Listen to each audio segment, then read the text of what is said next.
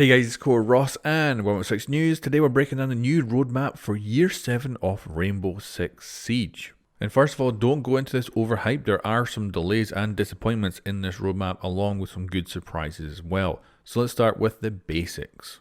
So of course we're starting off Season 1, which has been recently revealed, which is Azami, and she is from Japan.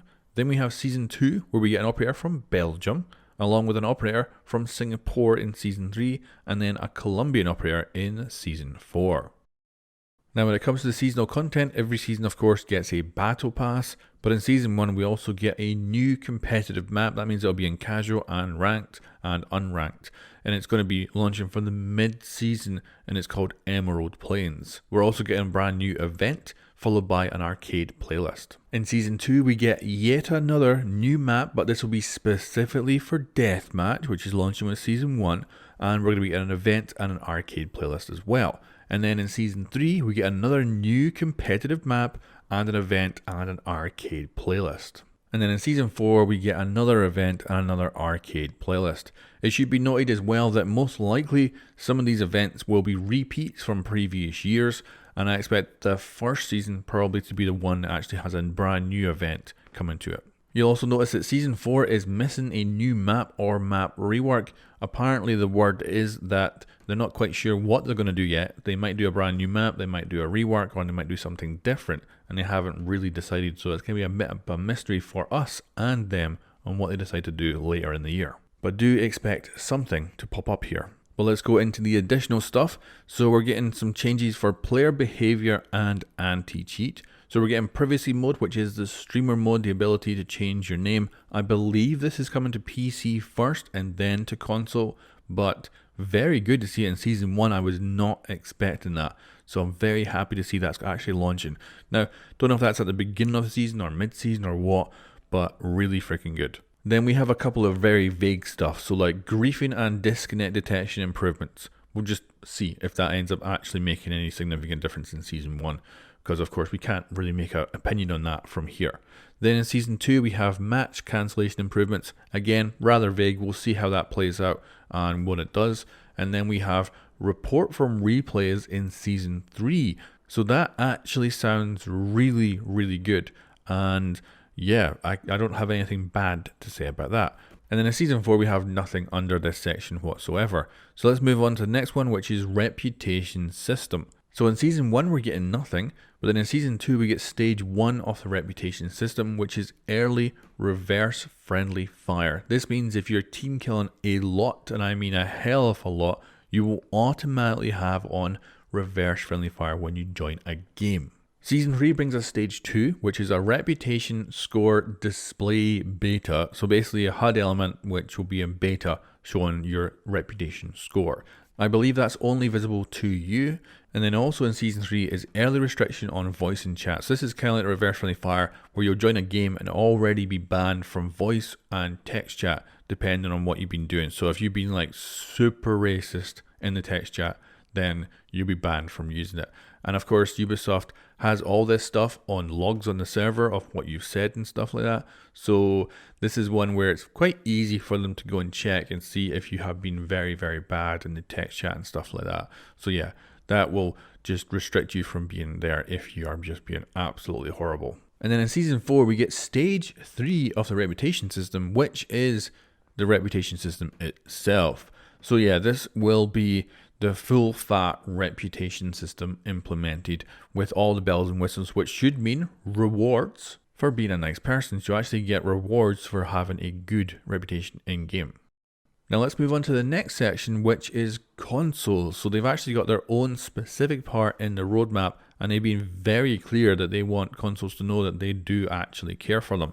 And the console player base is bigger than the PC player base. A lot of people don't believe it, but it actually is the case. But it also is far more complicated as well, because Ubisoft effectively have full control over their PC implementation of the game, Whereas on consoles, Sony and Microsoft have their own little rules for stuff, so there's certain things that they can and cannot do, along with, of course, verification for every patch that goes up, which takes time as well. But yes, in Season 1 for consoles, Match Replay is coming. This is the ability to check all your previous games and watch from anyone's perspective, and it's great for obviously breaking down tactics. It's good to see where things went wrong, or potentially look for cheaters and stuff like that.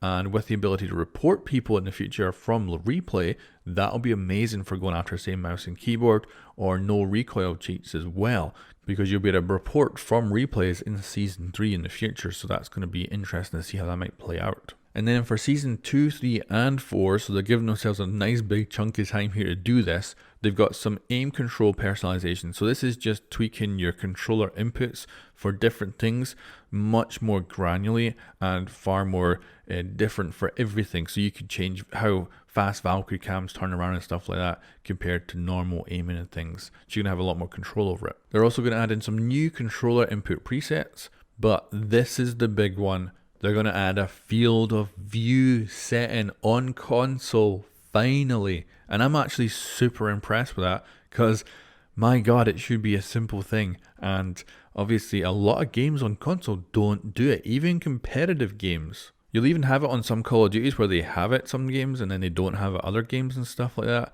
So I'm so happy to see this coming now. Unfortunately, it is over a 3-season period, so this could end up in Season 2 or it could end up in Season 4.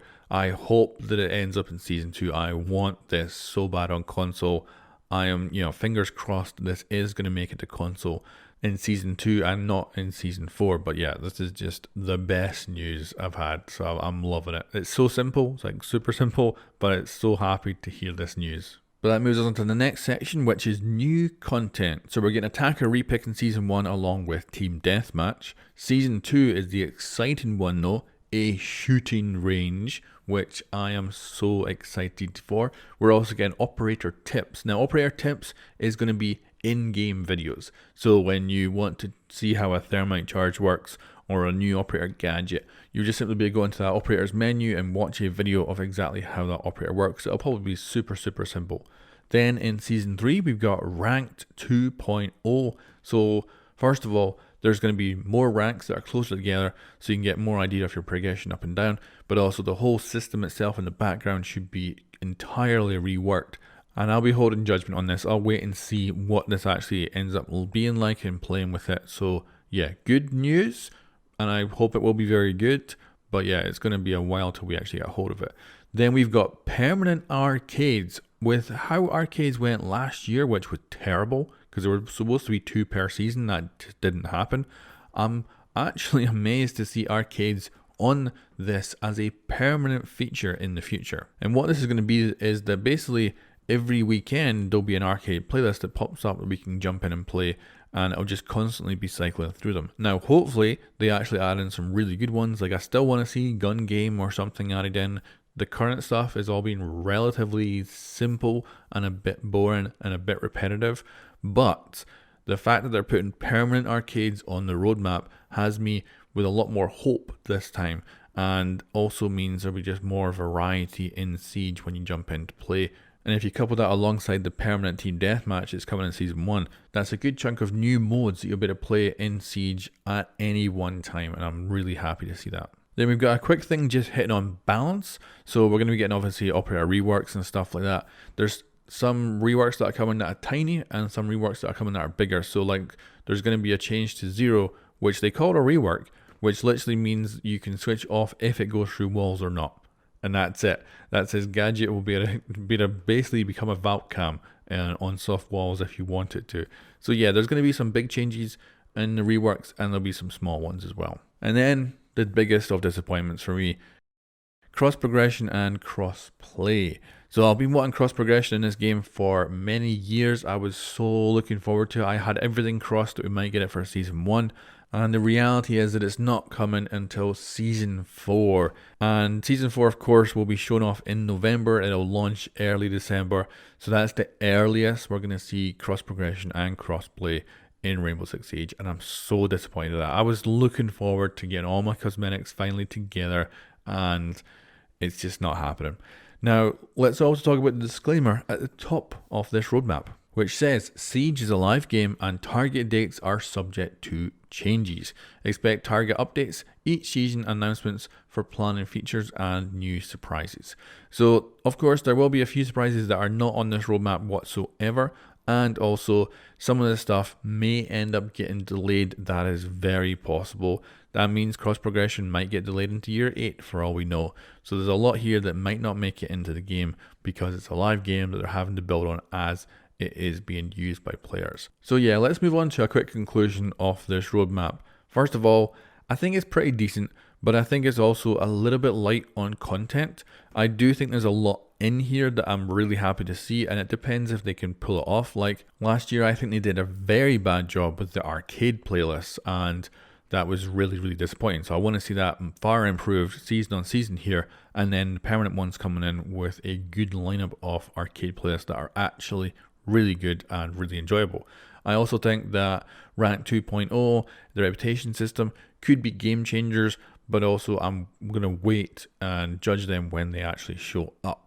And then when it comes to the new maps, super happy to have new maps. 2 main ones for the main playlist, and then 1 for the actual team deathmatch is brilliant as well. I'm kind of hoping it might be actually an old Rainbow Six map they bring back and remaster for team deathmatch. I think that'd be sweet, but we'll see what they do. And then the console updates are nice. Getting the field of view is actually honestly a surprise. I did not ever expect to see that on consoles, so super happy. But of course, no mention of fixing mouse and keyboard on console. I think that is still never going to happen, but of course, I still have hope that maybe someday they figure something out, but certainly nothing here yet. And I personally think nothing will ever be able to combat that. And then of course, 1 operator per season. Now, a lot of people will be disappointed that I'm very happy with 1 op per season rather than 2, but it'll be interesting to see if there is game changing as the first operator, or if she is basically the most game changing that we'll see this year, and the rest might be some more simpler implementations. We'll see. But that's it, guys. That is the year 7 roadmap, and there's some disappointments, there's some delays, but there's also stuff to get excited for and some good surprises in there too. There is also, if you've not watched my video already, a year 7 pass as well this time around, which will give you the battle passes if you decide to pick it up, with the normal one being $40 and the premium being $60. Anyway guys, let me know what you think of this in the comments below, and I'll catch you next time.